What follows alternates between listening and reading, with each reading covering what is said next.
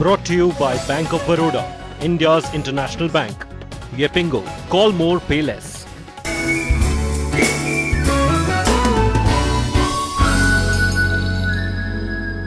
Welcome back to Chai Chat, where we are discussing the change in plan or policy or strategy, call it you may, in Afghanistan by the US, and what impact does it have in the region. We have come to a point where we are talking about if President Trump does think that Pakistan has a lot of blame to take, then why are the US troops or US not playing a more prominent role in Pakistan, coming and maybe taking the troops there, doing something to combat that region, to deal with that region? Yeah, it's a proxy warfare. Pakistan is not directly sending its troops in Afghanistan. The war is centered in Afghanistan. The bases and the safe havens and the sanctuaries are outside Afghanistan. The support system is outside Afghanistan. The financial system is outside Afghanistan. The training is outside Afghanistan. The madrasa that produces and indoctrinates the fighters are outside of Afghanistan. I think the Americans understand, the international community understands this, knows it, everybody knows it. There's no doubt that Pakistan has played a spoiler's role.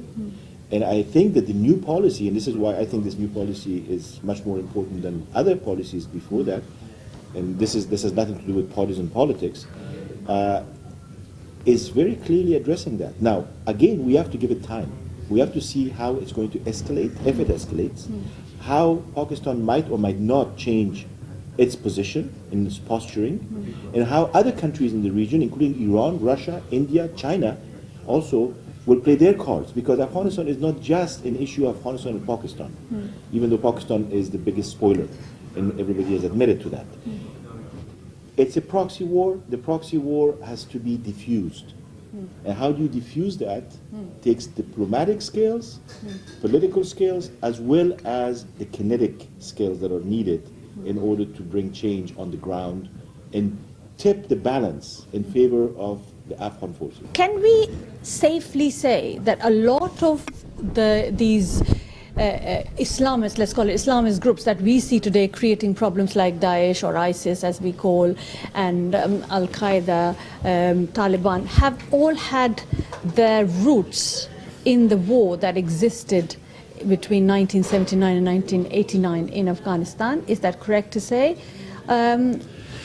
No, I think there's nuances. There's nuances. I agree with the ambassador. I think there's to a certain extent, yes, but it can't be. Many people have overblown that. I mean, so where is this whole connecting to Pakistan? Why has it?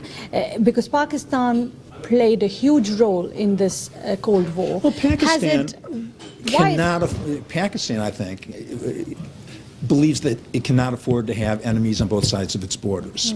They think they have to control Kabul. Because they've got an enemy in the east, India, and they'd be very, very nervous if they had an enemy on the west. Which is a misperception. Yeah. Because it is. Because there is no Afghan political design, absolutely, will to be the enemy of any of our neighbors, including Pakistan. I agree completely. It's a bogus claim. Yeah. Which you're right. But to get back to your question quickly, the history of the 1980s was in a very different context, a different time frame, different enemies, different players. Part of these elements that still exist today, because, for example, there were no Taliban in the 80s. Yes. Taliban is a 1990s phenomenon. Yes. But Al-Qaeda did exist, it still exists. And Daesh did not exist, it now exists. Yeah, so that's what I'm saying. Has they all stopped? Because Al-Qaeda it happened soon after those 80s war. So what happened was that Pakistan made a mistake, in my opinion, which is hurting Pakistan also, of allowing itself to use Islamic radical extremist groups for foreign and security policy purposes, vis-a-vis India and vis-a-vis Afghanistan. Agree. Right. And Yeah. that has... Oh, absolutely. I mean, Pakistan early on used jihadists to deal in Kashmir. They used them as a proxy force. There's absolutely no question about that. But the thing that really concerns me, as I talked about in the first segment, is that they've been duplicit since the beginning of this war. I mean, Musharraf gave a talk that, early on in late September after Armitage, according to Musharraf's book, said, if you don't support us, that is, if Pakistan does not support the United States, Musharraf talks about this in his book, we're going to bomb you back into the Stone Age. I mean, the United States put great pressure on Pakistan. And Musharraf got on the radio that night and said to the Pakistani population, I've been forced to do this. I've always viewed the Taliban as my brothers, but I've been forced into this position. And I think that Musharraf and the Pakistani regime, ever since, has played, they've burned the candle on both sides. And again, as we discussed in segment 1, I think the biggest change that President Trump suggested in this change in policy is his view relative to Pakistan. But I'm not, it could change. No, but why I don't is know there what the not? result will be. I'm just saying that this But is why what we is see. it then? Why there is not more work happening vis-a-vis Pakistan? Well, there is work happening. Yeah. Okay, so you have As to far wait as I and know, watch. There is work. There's constant pressure. Every other week, there is an American official going to Pakistan. There's talk about maybe using more drones. There is talk about putting economic pressure on Pakistan, changing Pakistan's status within NATO as a major NATO ally, Right. and so on and so forth. All of this, there are elements of change that are about to happen if Pakistan does not change its posture, as I said. The U.S. Congress has been seriously discussing naming Pakistan as a state sponsor of terrorism. I mean, I have to stand up. There's no one to defend Pakistan, but they constantly would say that everybody says we harbor terrorism, but we suffer from it as well, They as have much. And they will continue. Then why would? They're paying a price Sure. for policies that have gone wrong. Look what happened in SWAT in 2009. We keep I mean, telling them. Yeah. Protest ongoing, right now. They are suffering from that. If you are playing with fire, so definitely you will be burned. So now Pakistan is in a situation that they are suffering from that. So they play they didn't play a honest role in this war, but now they are suffering from that. Go on. Yeah, we discussed this at the forum yesterday, and one of the things that really disturbs me is that for 7 years, Pakistan has been shooting artillery shells into Kunar.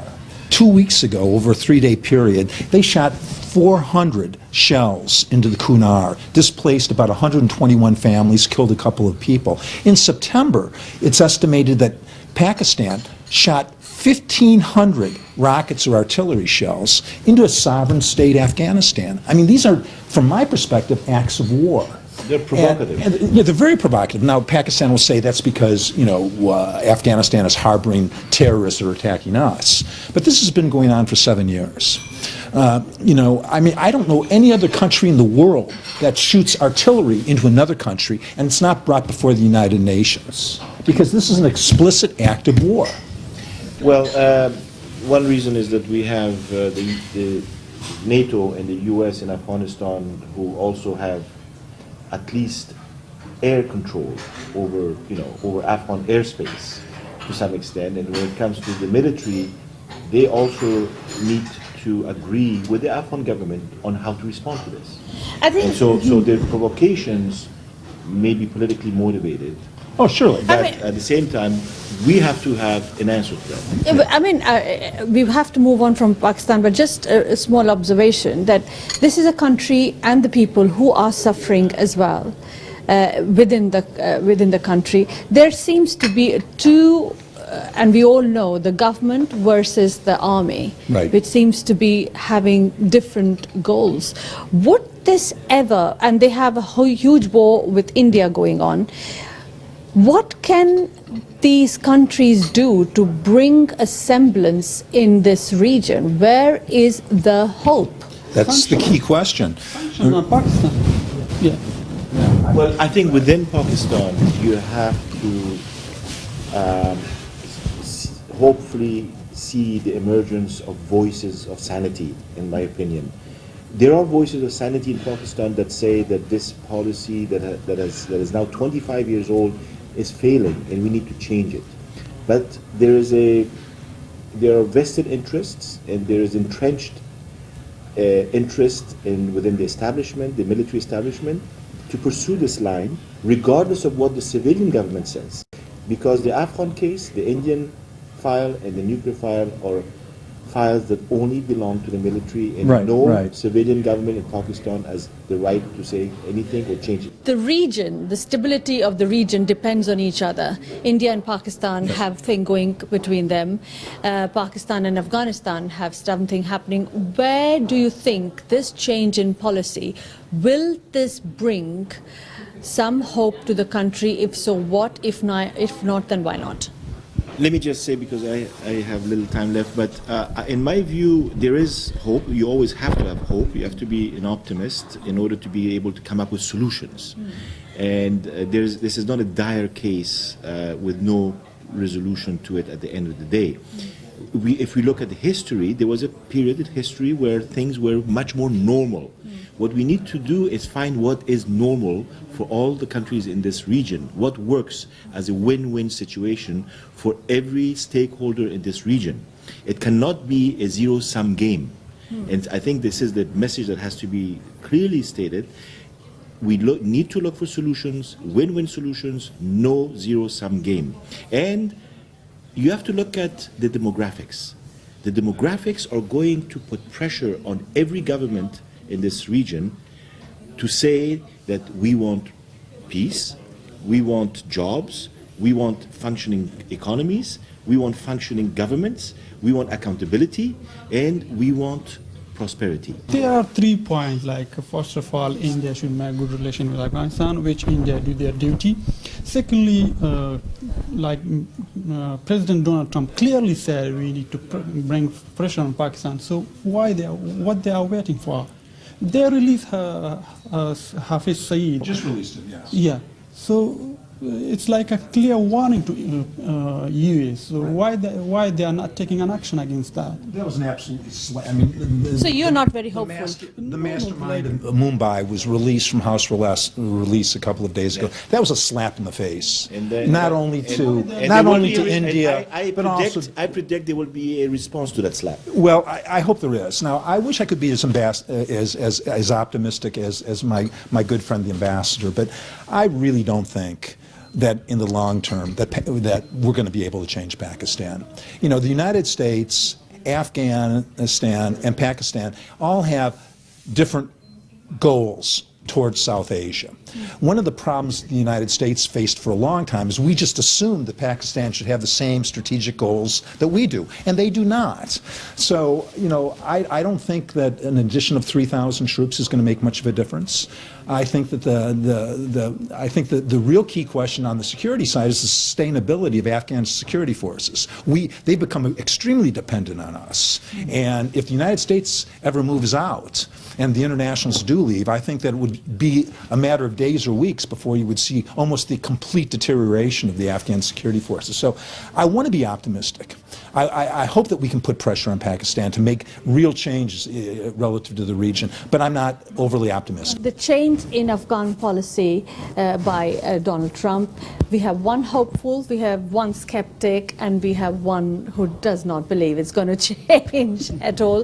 What do you think? Please do send me your feedback on chaichat@ashtak.com, or you can Twitter me at Lavina Tandon. Thank you for watching. Thank you. Take care and God bless.